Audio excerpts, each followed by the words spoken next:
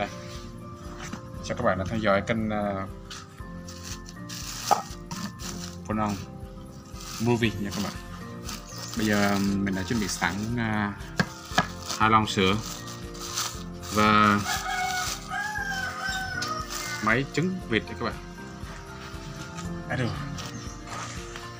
Hôm nay mình sẽ hướng dẫn các bạn làm để thâm độc con kiến đấy các bạn. Đây là những quả trứng mình mới mua. Đây.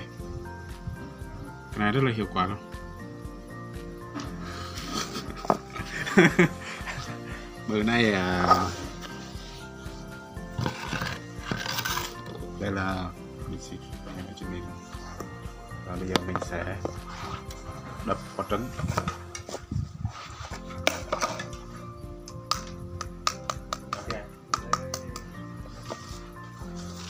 Này bắt tóc đưa này tao này đi giường.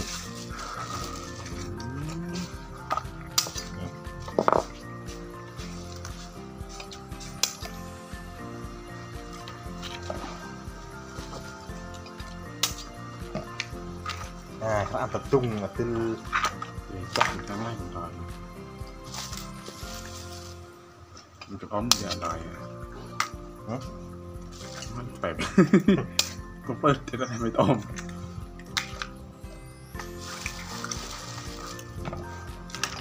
Đấy, bên ngoài quạt bật rồi. Rụt thoại đấy. Chết đủ. Không quay một mắt à? Nó cách chịp kiếp cặp thay nó bên địa đó. Đây là rất là hiệu quả luôn các bạn.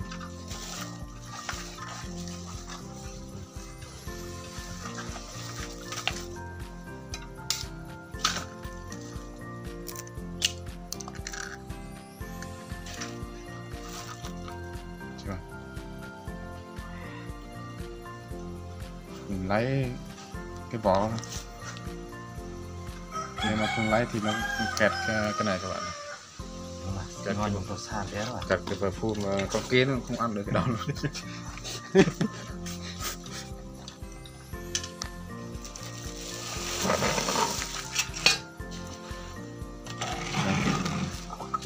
Khi mình đập hết cái vỏ trứng này, mình sẽ quay cái thuốc rồi. Nếu mà mình làm như vậy nó rất là lâu. Chắc là mình cắt nó một lần một lúc luôn. Các bạn. Đây là thuốc độc. Rồi mình bịt khẩu trang.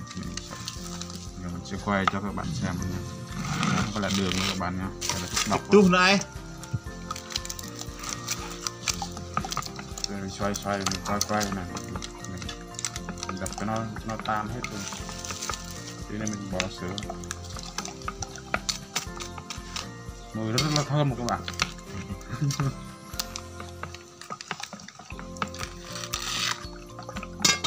Các bạn nhớ đăng ký kênh của mình nha, để xem các clip tiếp theo nha. Mình sẽ bấm đếp vẫn được. Mình không làm nhạc nữa các bạn. Làm nhạc bị bản quyền mình không làm nữa.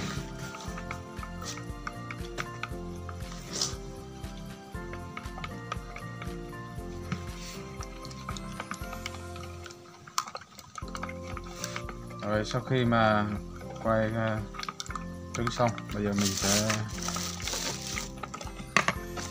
đây là cái lon sữa. Đây là 200.000 các bạn. Tất cả Phân lót rồi vậy. Phân lót rồi vậy. Bây giờ mình sẽ bỏ vào thùng.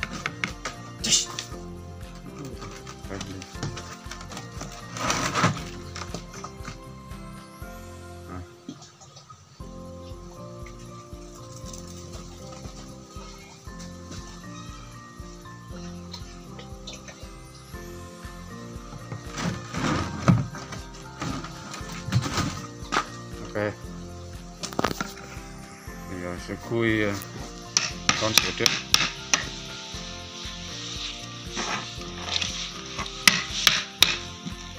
Nếu các bạn không có tiền, không có điều kiện thì các bạn có mua chai siro cũng được, nó rẻ hơn, này sữa nó đắt hơn. Nhưng mà rất chịu quá. Nhưng mà sữa thì nó thơm hơn. Con ăn mà. Nếu mà có bò húc nữa thì nó sẽ dụ kiến rất là nhanh các bạn.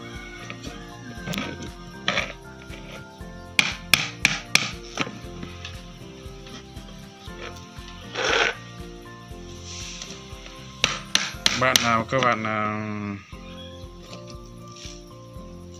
báo là lúc 4-5 giờ cái đấy con kiến nó sẽ về tổ các bạn, sẽ về tổ ngủ các bạn. Và như vậy thì nó sẽ chết nhanh hơn, hiệu quả và cao.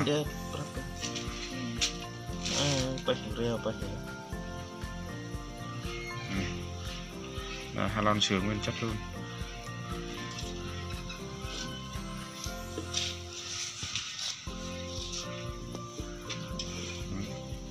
Một con muỗi đã xuống. Rồi, mình chưa có thuốc độc một con đã chết rồi các bạn. Cái con cườm này.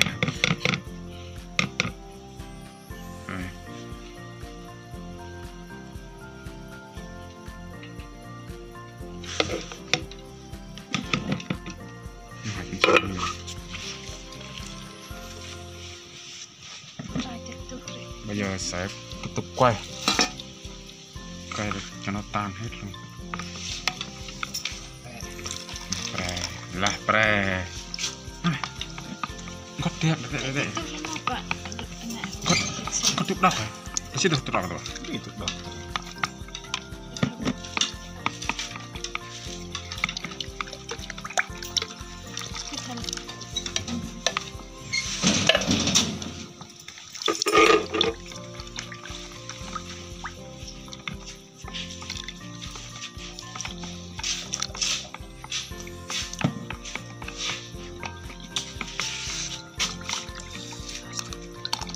Tuh lah.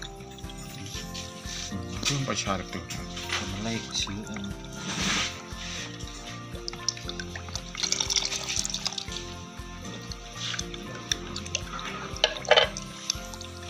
Bah. Lanjut.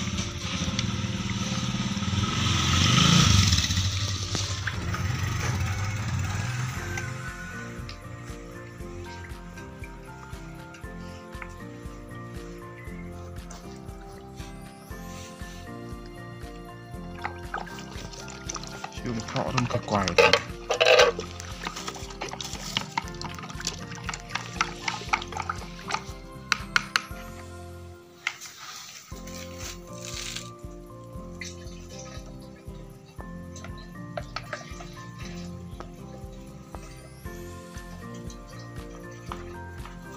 Hãy cắt bên sau vậy, không xỉn.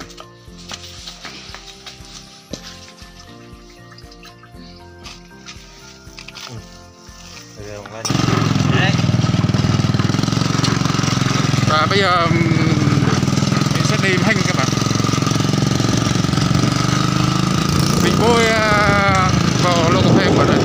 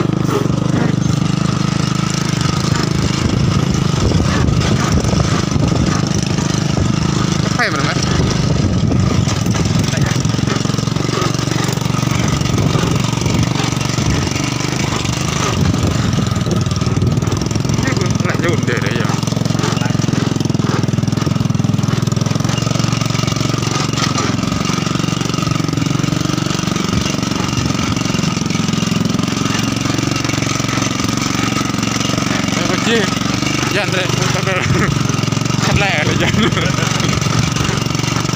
rong của một áo phải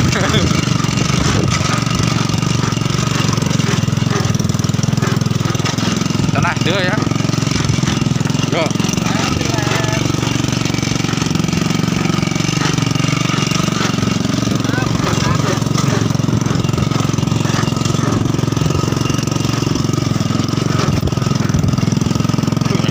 tròn bây giờ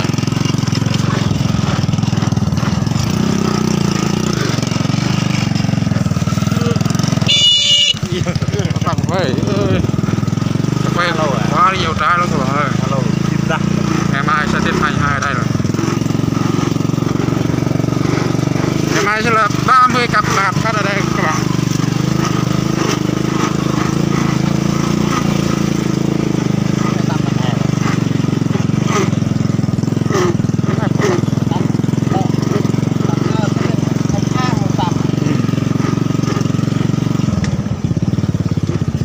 Lau này là lại rồi, ok, bây giờ là tới nơi rồi các bạn ơi. Rất là lạnh các bạn ạ. Bây giờ đang là ở Sapa, đang là âm luôn các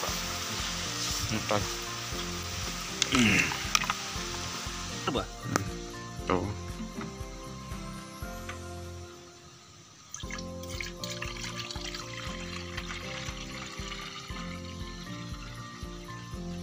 Man cứ lấy tay cầm khót cho lên này. Lẹp là mừng nhỉ.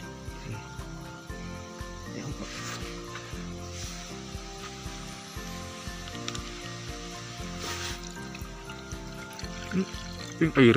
Các bạn phát đây, có tầm mày. Tiếng air.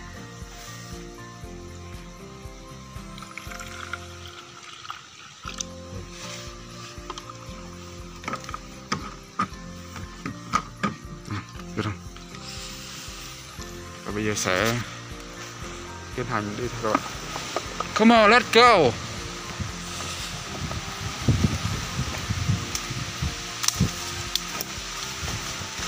Đấy.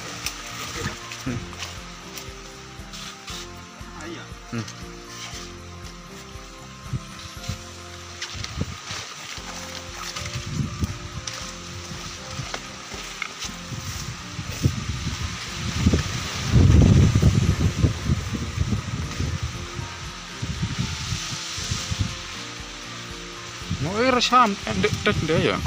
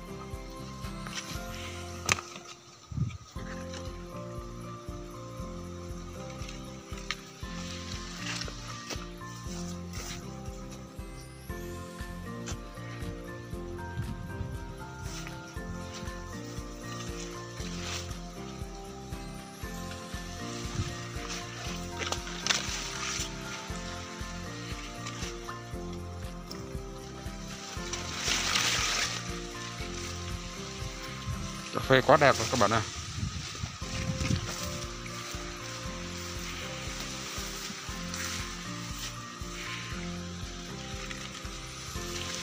Có máy rồi mày.